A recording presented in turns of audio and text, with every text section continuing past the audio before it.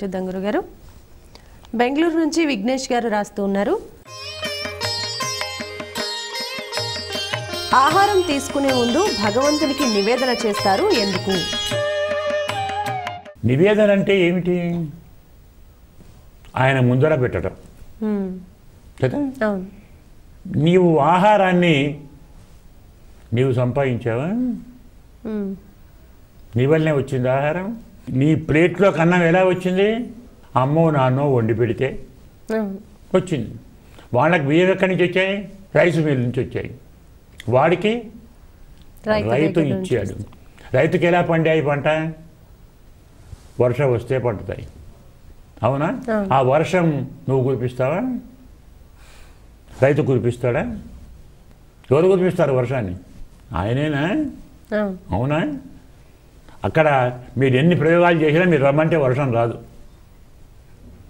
వర్షం ఇచ్చేవాడు ఆయనే. అవునా? తర్వాత బియ్యాన్ని అన్నంగా చేసేవాడు ఎవరు? అగ్నిహోత్రుడు. ఆయన ఎవరు? భగవంతుడు. ఆయనే కదా. మరి బియ్యాన్ని ఏదో పాత్రలో గిన్నెలో పోసి మంట పెడితే ఉడుకుతాయా? ఏం చేయాలి? ఆయనేనా? జలము ఆయనే, అగ్ని ఆయనే. మరి బియ్యం ఎవరు? ఆయనే కదా. కాబట్టి ఉడికించేది పరమాత్మే. పాత్ర చేయటువంటి బియ్యం అంటే పరమాత్మే. అవి లభించింది పరమాత్మ వల్లనే. అవునా? నువ్వు ఈ పని చేసేటప్పుడు బియ్యాన్ని ఉడికిస్తున్నావు కదా. ఉడికించే ముందు వంట ఇల్లు ఊడుస్తున్నావు. అవునా? కూరగాయలు కోస్తున్నావు, పిండి విసురుతున్నావు, పచ్చడి దంచుతున్నావు. అవునా?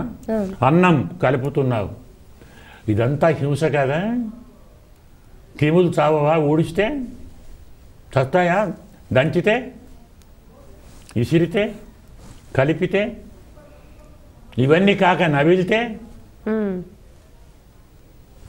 నువ్వు చేసేది పాపమా వంటనా?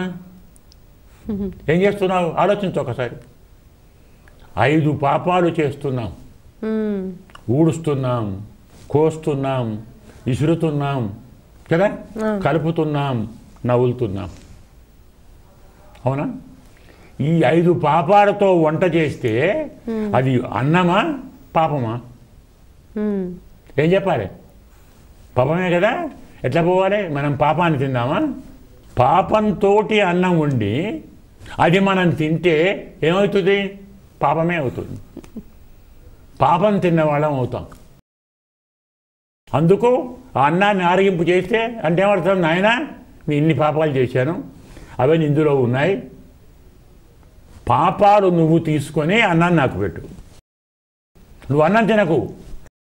అన్నం తింటే నాకేముంటుంది? ఇంకా మనం ఎన్నడైనా స్వామి అన్నం తింటాడా? మనం పెడితే ఒక్కనాడు తింటే మన ఆరింపు చేస్తామా? నాకే లేదా ఎనిగాడి పెట్టకుండా ఉంటాం. మనము చేసినటువంటి పాపాన్ని స్వామికి ఇస్తున్నాం. అంటే స్వామి జస్ట్ ఫిల్టర్. పాపాన్ని నువ్వు తీసుకో, అన్నం నాకు పెట్టు. అందుకే శాస్త్రం చెబుతుంది, ఆరగింపు చేయకుండా తిన్నది అన్నం కాదు పాపము. తే త్వగం భుంజతే పాపాః ఏ పచంతి ఆత్మకారణాత్. నా కోసం నేను వండుకొని తింటున్నాను అని వంట చేసి తినేవాడు పాపం తింటున్నాడు, అన్నాన్ని కాదు. అది శాస్త్రం. ఎందుకంటే ప్రతిదీ మనకు వచ్చేది పరమాత్మ వల్ల. ఆయన నిల్ల వచ్చింది ఆయనకు అర్పించి అంటే కృతజ్ఞత. స్వామి ఇదంతా నీవిచ్చావు నాకు, ఇది నీ దయ, నీ ఆజ్ఞతో నేను తింటాను నివేదన చేసి ఆరగింపు చేస్తే దానివల్ల పాపాలన్నీ పోతాయి. ఇలా పాపాలు పోగొట్టడానికి నివేదన చేయాలి. ఇది ఒకటి. ఇంకొకటి, మనం తినే పదార్థాలు తామసాలు ఉంటాయి, రాజసాలు ఉంటాయి, సాత్వికాలు ఉంటాయి, తినకూడనివి ఉంటాయి కదా. అలాంటి వాటిని తినే అలవాటు ఉన్నవాడు ఏం చేయాలి? ఇందులో ఉన్న తామస గుణాన్ని నీవు తీసుకొని నాకు సాత్వికమివ్వు. ఇంకొకటి, అన్నం అంటే మన మనస్సే.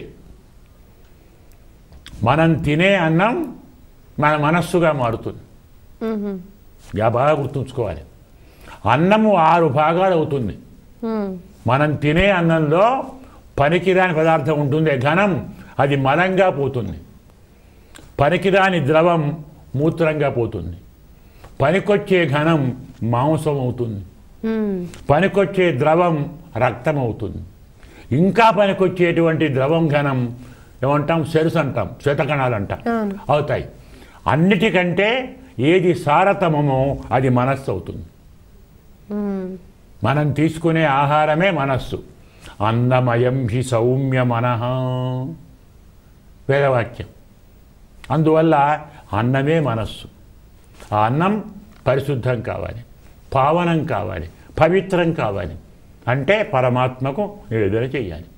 అలా చేసి మనం తింటే మన మనస్సు పవిత్రంగా ఉంటుంది. ధన్యవాదాలు.